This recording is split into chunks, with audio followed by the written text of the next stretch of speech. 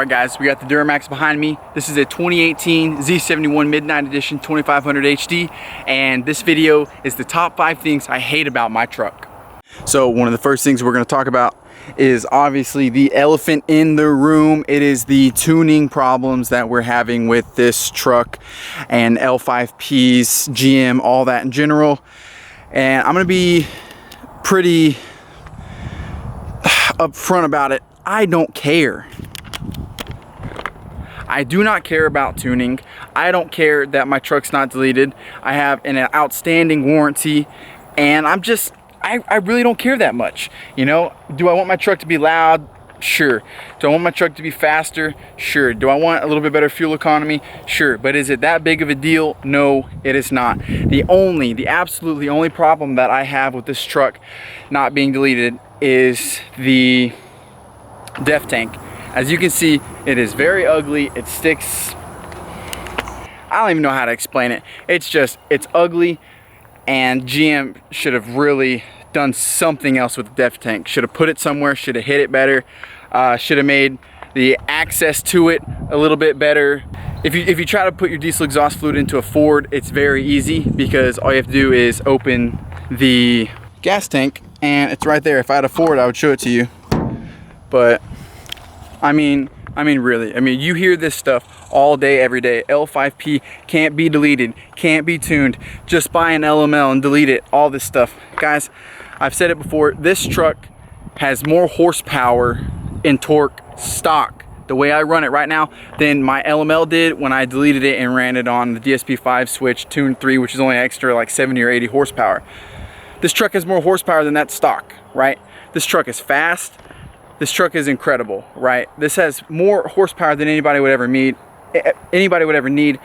And like I said, that's probably the only thing I would want to delete it for, was the better fuel economy.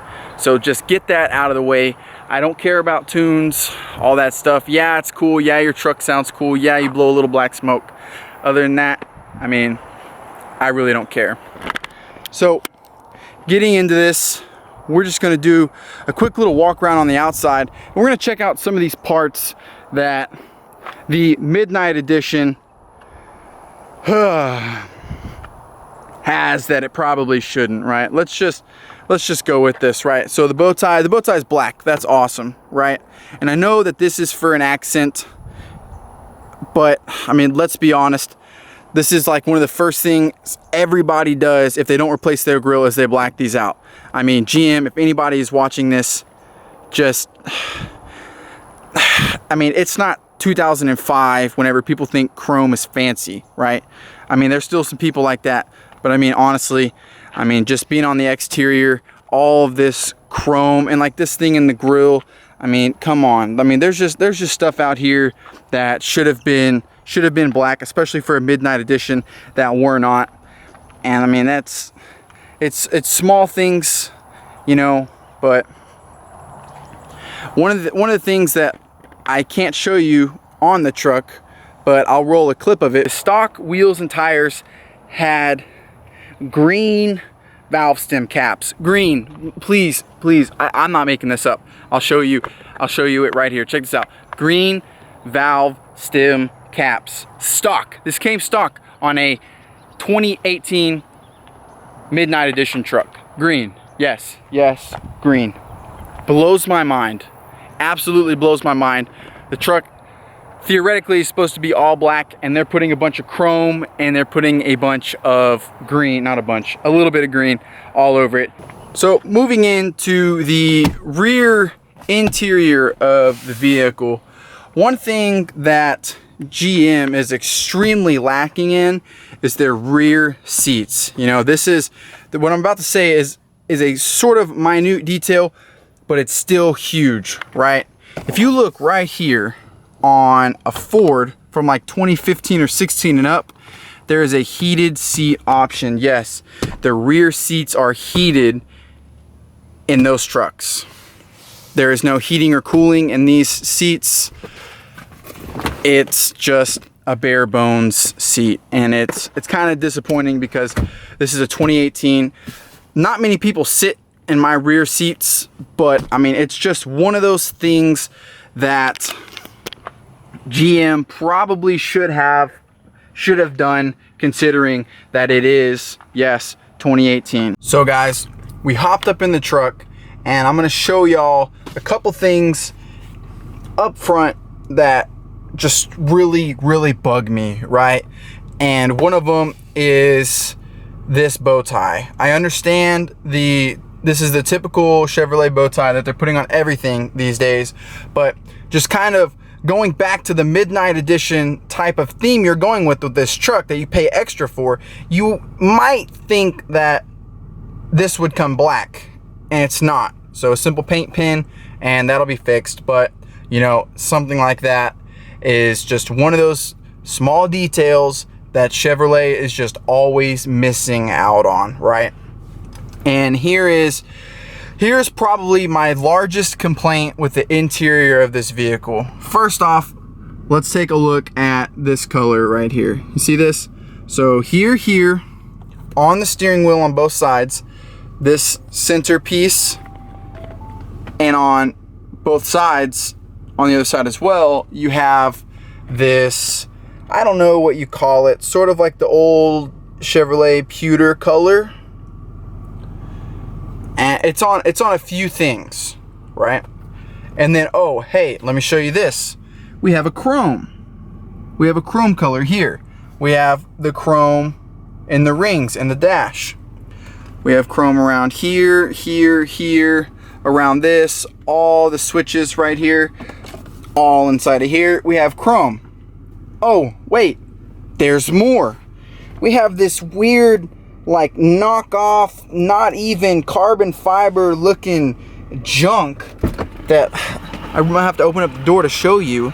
Like, look at this. I don't even know what this is, right? And that's in a few spots, front and back, on the center console and everything. But let's just look at this. You can literally see all three of these colors and two spots in the vehicle, right? You got the chrome, you got this color, and you have this, right? And I don't get it. I don't understand, one, why all this different coloring is going on in here, and two, why they put all three of these colors together. It's not a good contrast. You know, the colors don't look good at all in general. I mean, like, I don't understand it. And you can see over here, you have bam, bam, bam. You have all three colors just clashing, and it doesn't bring the interior together. It's like, I don't know how to explain it. You know, it's so weird for me to talk about it without, like, sounding, I don't know how to explain it, just like a loser. But you know, whenever you look at these small details inside of a vehicle that's worth $60,000-$70,000, you just start to think, like, what were these interior designers thinking, right? Like, you step into some of the high countries and they have like a black, like a wood finish right here. And I'm not saying I want that, but it would have looked better than this, right? I understand what they're going for. They're making this look not plastic and not cheap, right? That's why they put this little chrome cap on here, right? No. You know, like I said, this isn't 2005. This isn't a chrome looks fancy type stuff anymore, right? You know, this is a Midnight Edition vehicle. You know, let's make it black. Because now I got to go through here. I got to take this off and this off and this off and this. And I got to paint all these things black, right? So I got to paint all this stuff, whether or not I pay somebody to do it or I paint it myself. And it just adds cost for me, which I shouldn't have to be paying for anyways, right? And I don't know. I mean, I'm not saying I'm like super critical or OCD about the interior of the vehicle or about my vehicles in general at all, because I'm not OCD or anything. It's just, you look at it and you just kind of wonder, like, what was this person thinking? Because again, silver, chrome, whatever this color is. I'll go back to it. Silver, chrome, whatever this color is. And I mean, it just, I don't know, man. I mean, whatever these, whatever these designers were thinking, it's not what I would be thinking. And I mean, you know, I'm not paid by Chevrolet to design their stuff yet. Eventually, maybe, if they want their vehicles done right. But until then, you know, we have to keep making a lot of aftermarket adjustments to the interior of our vehicles to make them how they probably should have came. All right. So this next thing, I've been trying to do this recently and it's not working. I've looked up multiple videos on YouTube. I've tried multiple different ways, and the process to me just seems, not that it's too complicated, it just seems like the process could be easier. And this is what I'm talking about. All right, so looking up towards the top of the vehicle, we have what is, I guess, the GM home, or whatever they call their little home system stuff, right? But these are garage door openers.